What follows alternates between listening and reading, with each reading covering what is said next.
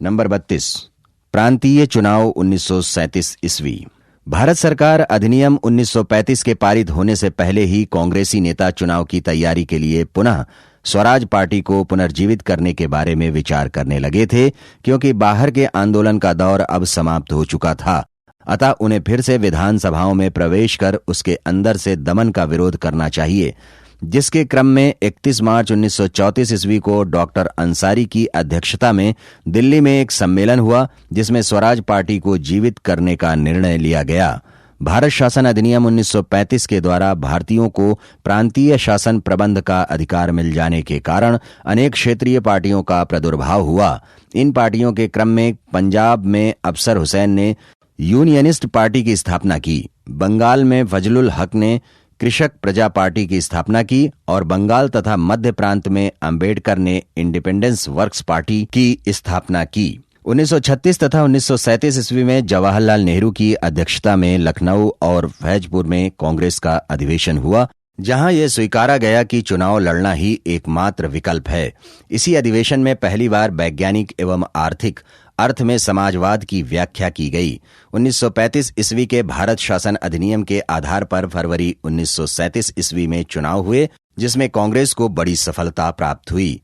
कांग्रेस को कुल 1585 असेंबली सीटों में 711 सीटों पर विजय प्राप्त हुई तथा 11 में से 5 प्रांतों मद्रास, बिहार, उड़ीसा, मध्य प्रांत और संयुक्त प्रांत में पूर्ण बहुमत मिला।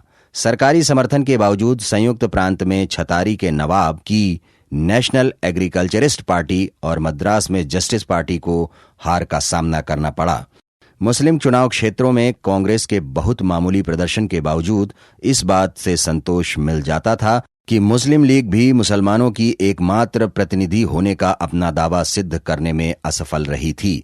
पश्चिमोत्तर सीमा प्रांत में मुस्लिम लीग एक भी सीट नहीं पा सकी थी और पंजाब के 84 आरक्षित चुनाव क्षेत्रों में से केवल 2 और सिंध के 33 में से केवल 3 स्थान पर ही जीत सकी थी।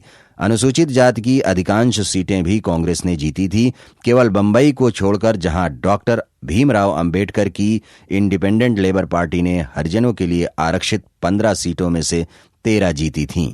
संयुक्त प्रांत बिहार, उड़ीसा, मध्य प्रांत और मद्रास में कांग्रेसी मंत्रिमंडलों ने पदभार संभाला। यहां की विधानसभाओं में उसे पूर्ण बहुमत मिला था, जबकि बंबई, पश्चिमोत्तर प्रांत एवं असम में सबसे बड़े दल होने के कारण कांग्रेस ने मंत्रिमंडल बनाए। केवल बंगाल, पंजाब और सिंध में कांग्रेस को बहुमत नहीं मिल पाया था। इसी क्रम में पंजाब में यूनियनिस्ट पार्टी तथा मुस्लिम लीग ने मिलकर संयुक्त सरकार का गठन किया, लेकिन आगे चलकर मुस्लिम लीग ने सिकंदर हयात खां के मुख्यमंत्रित्व काल में यूनियनिस्ट पार्टी के मुस्लिम वर्ग पर अपना प्रभाव कायम कर लिया। इससे यह सरकार मार्च 1947 ईस्वी तक बिना किसी समस्या के कार्य करती रही। इसी प्रकार बंगाल में कृषक प्रजा पार्टी तथा मुस्लिम लीग की संयुक्त सरकार सत्ता में आ गई और मुस्लिम लीग का मंत्रिमंडल 14 अगस्त 1947 ईस्वी तक सत्ता में रहा, जिसके प्रधानमंत्री HS सोहरावर्दी थे। सिंध में 1937 ईस्वी से 1947 ईस्वी के दशक के दौरान भिन्न भिन्न नेताओं के अधीन गैर कांग्रेसी मंत्रिमंडल बना रहा।